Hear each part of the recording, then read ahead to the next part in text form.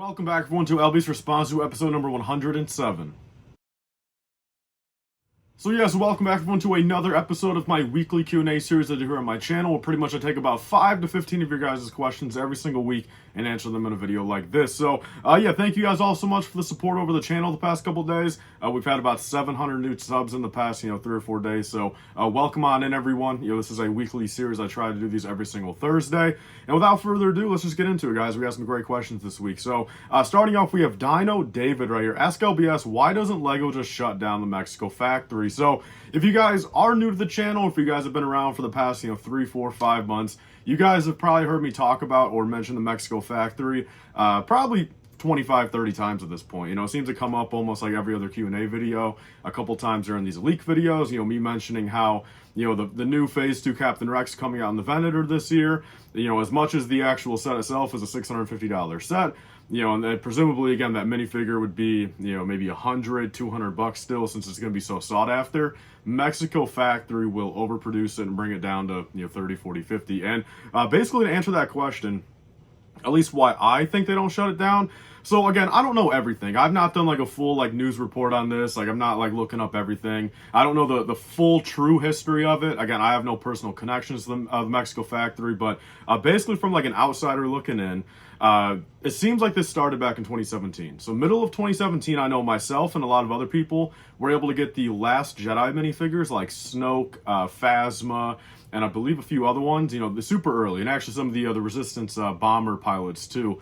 Basically all the way back in June of that year, and those sets did not come out until, I think it was Force Friday that year, so late October, early November. So, 3 or 4 or 5 months early. And basically back then, it was a big deal. LEGO seemed to crack down on it. It wasn't me, but I want to say some other YouTubers, would make videos on them, make haul videos, show them off, review them, since, back then, of course, that was kind of the first time you're getting stuff early, like that was really possible, especially that early. It was coming out of the Mexico factory, presumably back then they would take it off the assembly line, sell them for, $10, $15 per. Actually, back then I think they were even more expensive. I think I paid $35 for my Snoke minifigure, early. But LEGO actually took it seriously. They took down videos, they gave people copyright claims, and that seemed to go on for the next year or two. Again, you would get something early, you really couldn't post about it anywhere. Come 2019, and this is where kind of my tinfoil hat theory comes in.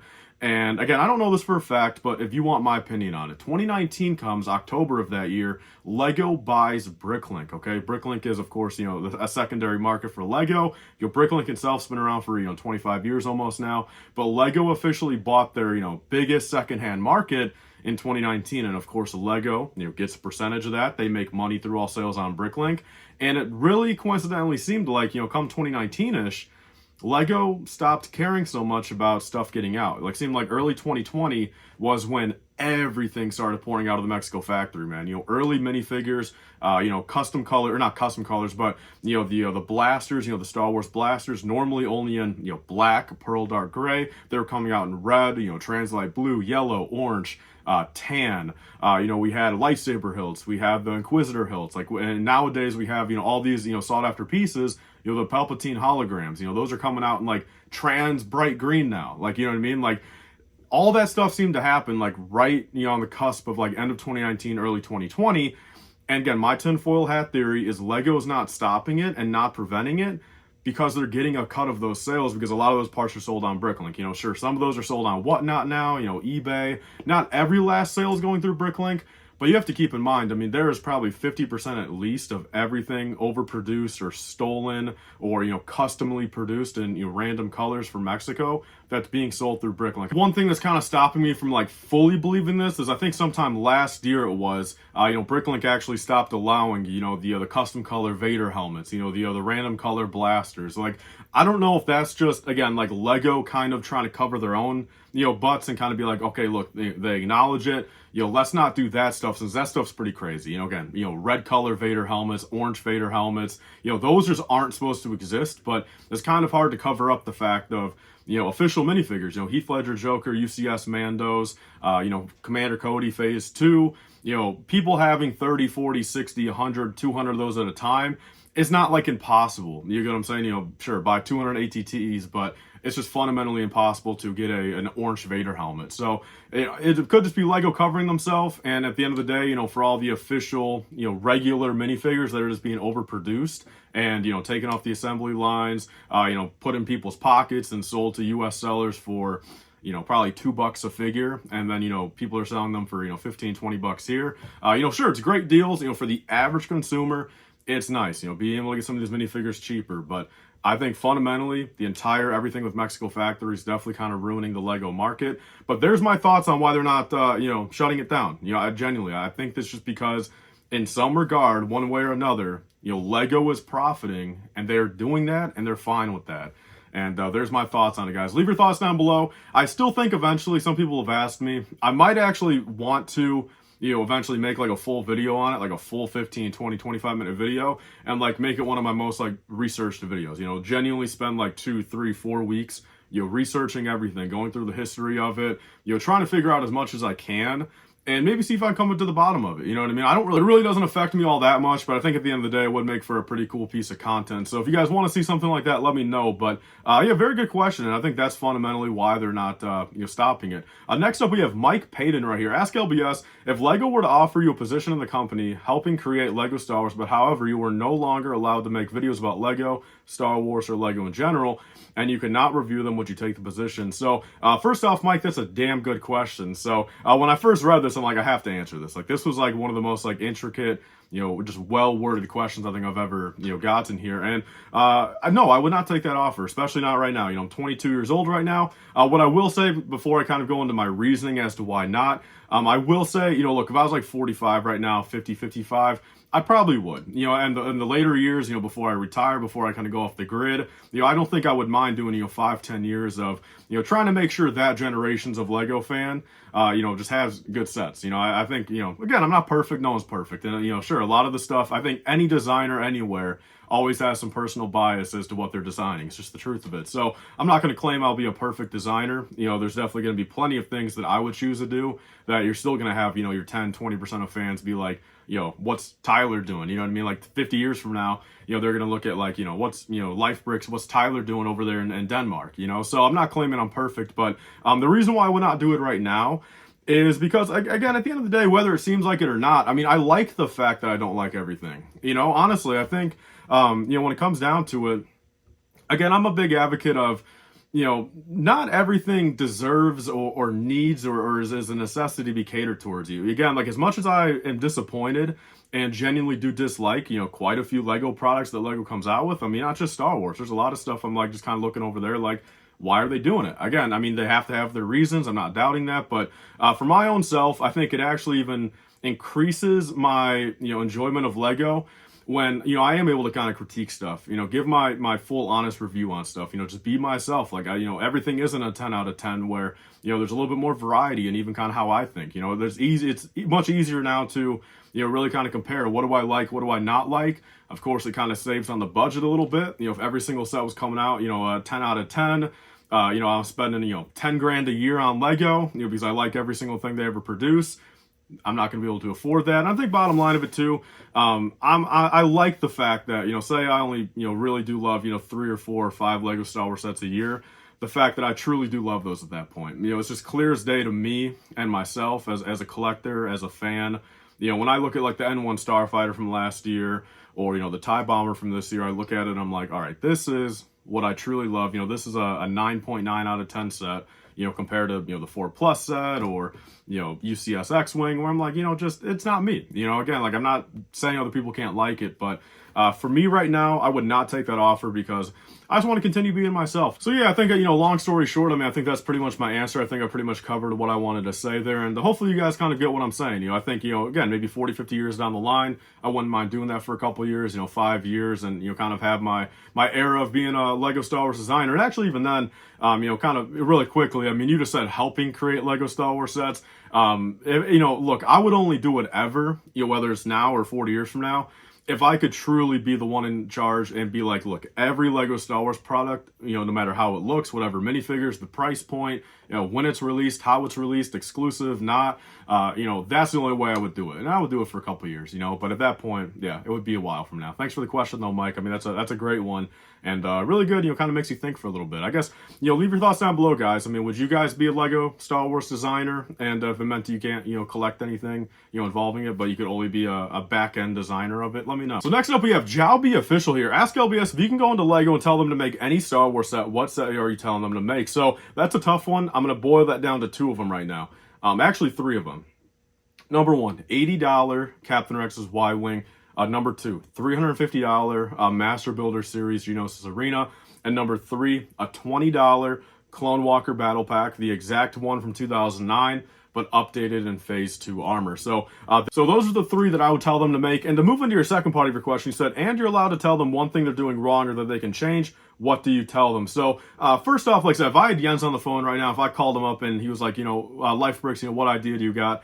I'm going to tell him, dude, why are you not making 2 to 3 to 4, even 5 battle packs a year at $20? And even better so, give us like 3 $20 battle packs and give us like 2 accessory packs, $15 accessory packs every year. And how you do that split would be the accessory packs, keep them in the Lego store, keep them Lego retail exclusive. That's fine. Keep them only there, a little bit more limited. Again, and how you kind of counteract that where you don't have the same problem as like the Clone Command Station where, people, you limit yourself to 5 or they limit you to 5 and people are trying to get 500 of them. Is the accessory packs, you keep those to named characters. Just like with every other theme, dude. You have, your Jedi accessory pack. You give us a Plo Koon, a Kit Fisto, an Agent Kohler, an Eth Koth, like whatever you want to do. Give us 3 minifigures in there. You'll give us some Mandalorian Season 3 characters maybe. You'll give us some, kind of just, theme them up. Give us a Sith one. Give us Savage Opress, Asajj Ventress. Like, some of these ones that say have no spots for regular Lego sets for a while, put them in the accessory pack, limit them to the Lego store, allow us, then at that point, you just only need one of them. Buy it online. If you're in the Lego store ever, they're going to be a lot easier to get since people aren't buying, 10 at a time.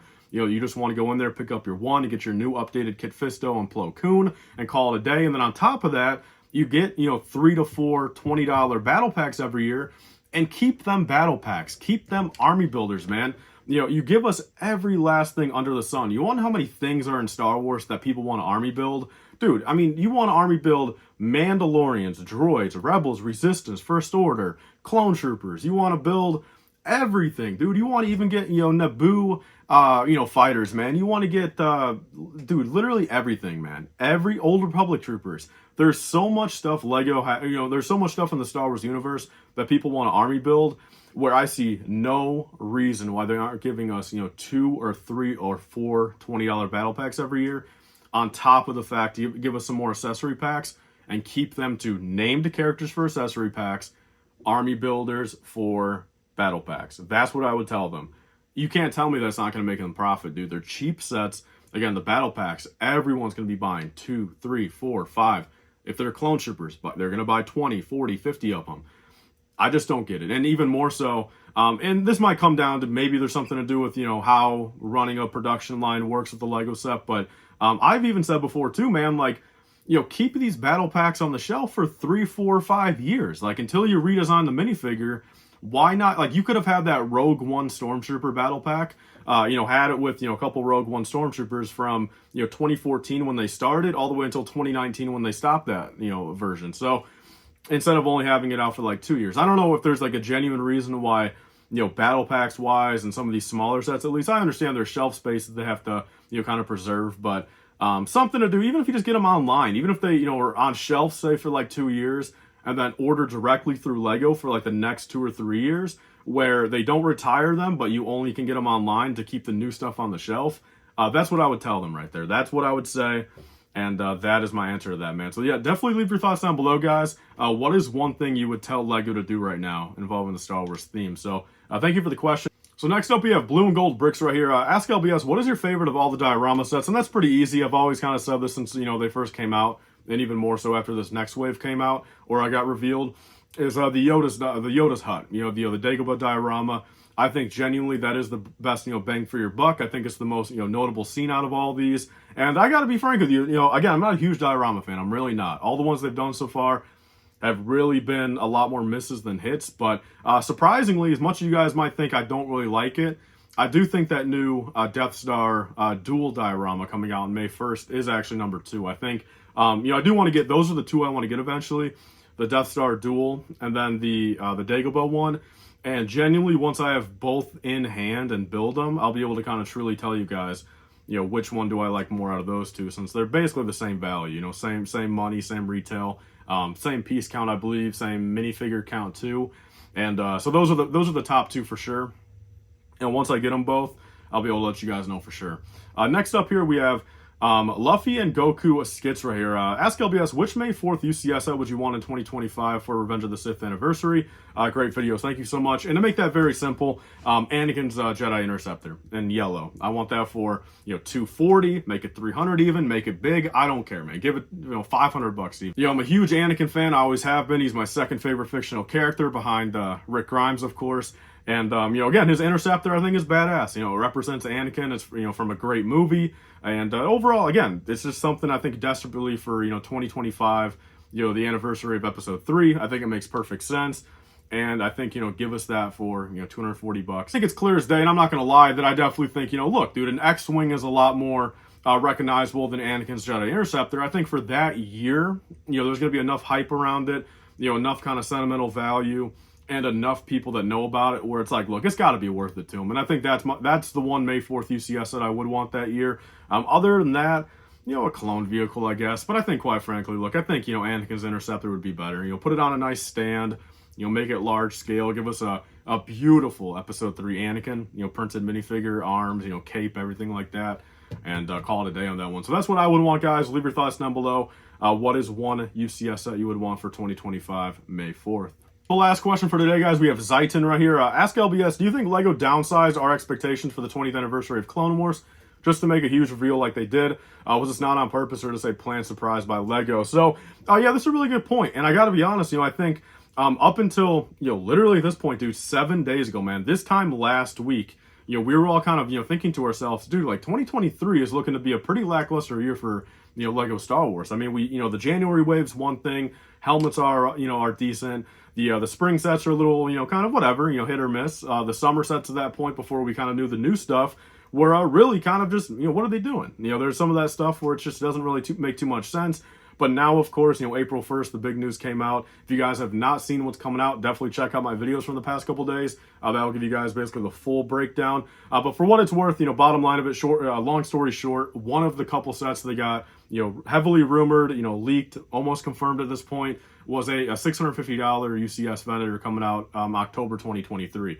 And, I think, look, for for us as Clone Wars fans, including myself, 20th anniversary of Clone Wars, it's one of those things. Sure, every company is kind of honoring it this year. Hasbro is, Lego's doing their own thing. But, kind of preemptively, we saw it, and it's like, a battle pack that didn't make too much sense for it. Rex and Cody helmets, I will admit, those are decent. Those are nice. I mean, that's a nice addition to this year. Definitely kind of works for that 20th anniversary of Clone Wars. And then going into the summer, we're hearing, a little swamp speeder. We're hearing nothing about it. And quite frankly, look, I don't think I'm the only one. I would have never thought in a million years, dude, in a million years, even on a year like this year, and quite frankly, even if it was 2025, dude, I just would have never thought LEGO would actually do a UCS Venator for that price point. So all throughout the year, I've been thinking, that UCS set in the fall is going to be, Sail Barge, Death Star, Slave One, anything like that from the OT. So I was getting very worried. But then you come in at the end here, and you kind of maybe see why that first half was kind of, lackluster. Only one battle pack, only a couple helmets. Because now we're getting, Swamp Speeder with 4 clones. We're getting a Republic Gunship in an incredible colorway. Coruscant Guard colorway. I know everyone's not a fan of that, but the more I've thought about it, man, I am so excited for a Coruscant Guard Gunship, dude. I don't want a white Gunship. The Coruscant Guard one will be fantastic in my opinion. Then we have a UCS Venator, which is, day one purchase for me. And I think overall it just kind of makes sense. I will honestly say, I think these leaks on April 1st saved LEGO Star Wars 2023. So, I think it was, sure, they probably plan out their entire year way beforehand. I mean, they probably know what's going to happen in 2025 by now. You get what I'm saying? Like, they at least have it outlined, what they're thinking. And I think it's on purpose. I think LEGO did it on purpose where, they kind of made us a little worried in the first half. Kind of dropped us a couple things. Then they give us the big hitters at the end of the year. So there's my thoughts on it. Let me know down below, guys, what you think. And with all that being said, guys, that is the entire video for this week. Only 6 questions, but I got to admit, a lot of good questions here. I got to be honest, there's 3 or 4 of those that really made me think, and nice long answers, and I genuinely do appreciate it. So nonetheless, guys, if your question was unanswered this week, be sure to leave it down below for next week. It does help out if you guys put hashtag AskLBS at the start of it. It kind of makes it a little bit easier for me to see it. And with all that being said, guys, there's going to be a live stream tonight on my channel or tomorrow night. I'm not too sure. I want to do it tonight, Thursday, April 6th. That's going to be preferred. We're pretty much going to be just chatting about all the new Summer 2023 LEGO Star Wars leaks. So hope to see you guys all there. If not, it's going to be tomorrow for sure. And that's pretty much all, guys. Thank you guys all for a fantastic week on YouTube. Again, a lot of new people to the channel. Welcome in, everyone. Hopefully you guys, stick around and enjoy the content. So with all that being said, guys, please remember to like, comment, and subscribe. I'll see you guys on the next one. Bye, guys, and stay safe.